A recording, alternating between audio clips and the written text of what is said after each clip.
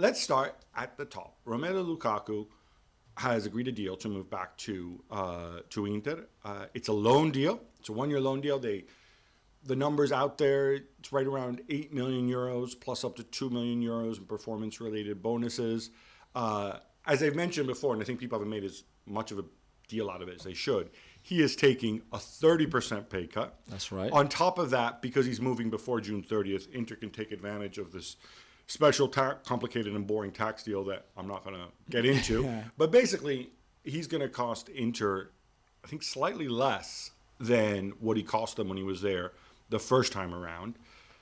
This is a player who Chelsea bought for 113 million euros a year ago. Yeah. The loan fee is not even going to cover the amortization. I mean, the wages off the books for a year. From an accounting standpoint, team building standpoint, this is a disaster, yeah? It is a disaster. It's a shame because I think he had everything to not be a disaster, to be good.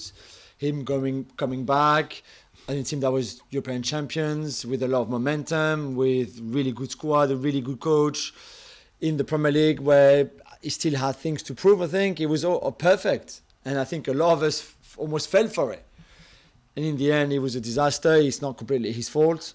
He still finished as the top scorer for Chelsea last season with 15 goals in all competition, which is not enough and not many, maybe, for a player of his caliber. There was a lot of things that happened through the season. But you have to say, this deal, and usually we always have to see a deal like that for the three parties. For him, this is what he wanted. He wanted to go back. This is a place where he's been obviously very successful before. So this is a good deal for him. Even if he had to take a pay cut, it's still a very good deal. He's still going to earn a lot of money anyway. For Inter, it's an incredible deal, considering how much money they made of selling him and what the bargain that they have now. It's for Chelsea. It's a terrible deal, but a deal that they had to make because there was no point for them keeping him anyway. Okay, this is one of the things that I want to understand, and if I'm Todd Bowley, I want to understand, right? I've just arrived. Marina has left, and we'll be talking about that later, as has Bruce Buck. I asked myself, wait a minute, Thomas, you were here last summer. Who thought this was a good idea? I know that Inter desperately needed to sell to balance the books. Who at this club thought this was a good idea?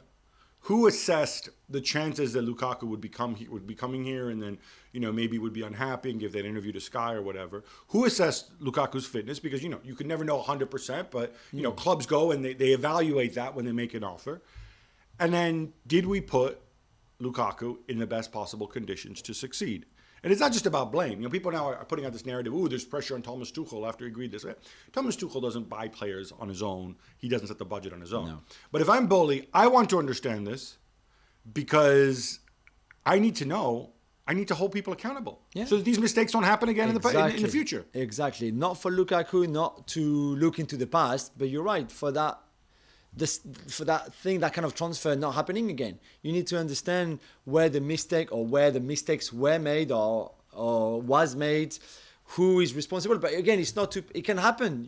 So many clubs bought the wrong players. But this is a spectacular failure, though. This is an extreme, incredible disaster class. You can't do it with 100 million player. You simply cannot afford to have a screw up of this magnitude. Because you can sign a 100 million player, and like we said, with Coutinho, with Dembele, over the length of their contract or half of it, it doesn't work out. But on such a short term period, such a big investment to crash like that, it's never seen before, I think. From Inter's perspective, we're seeing the Lukaku-Lautaro partnership, the Lula, get back together again, with some Champions League action as well. Yeah. They're moving for some younger players, obviously Bellanova, Alessani. Have they just made a substantial step forward? And will that be undermined if, as many people have suggested, they're going to have to sacrifice one of their big hitters, whether Bastoni or Barella or whatever? Yeah, or Skriniar. I think there's one big deal that will have to be done for them. Let go. If it's Skriniar, I think it's maybe less damaging than if it's Barella or Bastoni. 100%, yeah. And I think this is the way it will go. And in PSG, they find the perfect client in a way. But it's compared to last season, even if you lose Skriniar, but you gain Lukaku and Aslani and Bellanova and the others, you lost Perisic as well. But Di Marco can do a job. You might have other options. Well, and you have Robin Gosens. And you have Gosens, who at some point would be fully fit and hopefully at the level that he was at Atalanta. You're a better team. You are a better team than last season. Thanks so much for watching ESPN on YouTube. And for more sports highlights and analysis, be sure to download the ESPN app. And for premium content and live streaming, subscribe to ESPN Plus.